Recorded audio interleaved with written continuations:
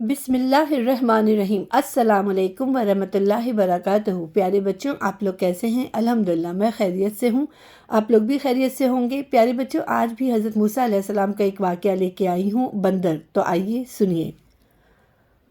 جمعۃ المبارک کو ہفتے کے 7 دنوں میں سب سے زیادہ بابرکت اور محترم دن قرار دیا گیا ہے۔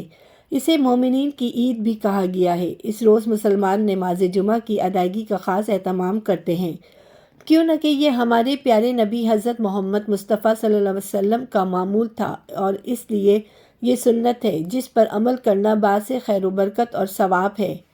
حضرت ابراہیم علیہ السلام نے بھی اپنی امت کے لیے اسی دن کو عبادت کا دن قرار دیا تھا۔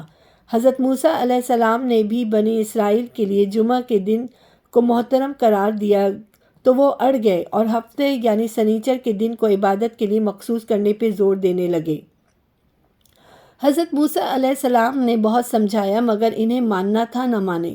اللہ تعالیٰ نے حضرت موسیٰ علیہ السلام پر وحی نازل فرمائی جس میں بنی اسرائیل سے اس معاملے میں مزید بحث و مباحثہ نہ کرنے کی تلقین فرمائی۔ حکم دیا کہ اپنی قوم سے کہہ دو کہ اللہ تعالیٰ نے ان کے لیے ہفتے کے دن کو جمعہ کا متبادل بنایا ہے، اب وہ اس دن کی عظمت کا احترام کریں، اس کی حرمت قائم کریں۔ ہم ہفتے کے دن بنی اسرائیل پر خرید و فروخت، زراعت اور شکار حرام کرتے ہیں، اور یہ دن صرف اور صرف ہماری عبادت کے لیے مخصوص ہوگا۔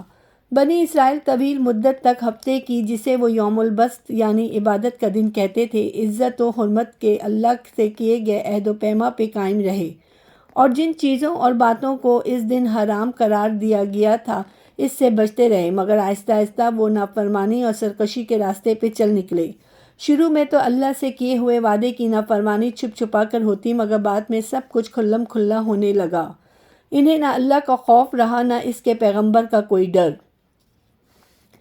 حضرت موسیٰ کے عہد میں بنی اسرائیل کا ایک طبقہ بحیرہ کلزم کے کنارے آباد ہو گیا تھا۔ ساحل پر آباد ہونے کی وجہ سے انہوں نے ماہی گیری کا پیشہ اختیار کیا۔ یہ لوگ ہفتے میں 6 دن مچھلی کا شکار کرتے، اس کی خرید و فروخت کرتے، جبکہ ہفتے کو عبادت الہی میں مصروف رہتے۔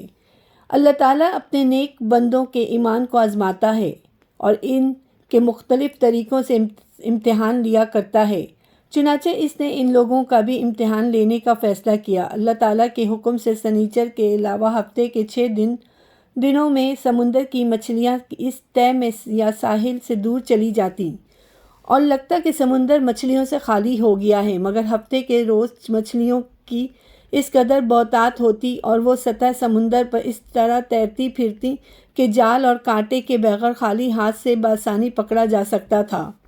کچھ عرصے تو یہودی بنی اسرائیل صبر سے کام لیتے رہے، آخر کار رہ نہ سکے اور پہلے پہل چھپ چھپا کر پھر حلیوں بہانوں سے اللہ کے احکام کی خلاف ورزی کرنے لگے۔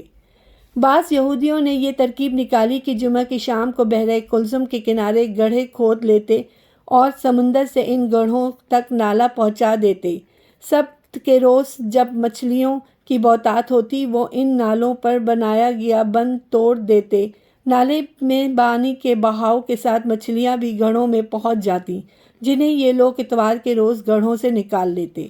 پیارے بچوں، آپ کو حضرت موسیٰ علیہ السلام کا یہ واقعہ کیسا لگا؟ اس کا آگے کا حصہ جو ہے انشاءاللہ کل سنیں گے۔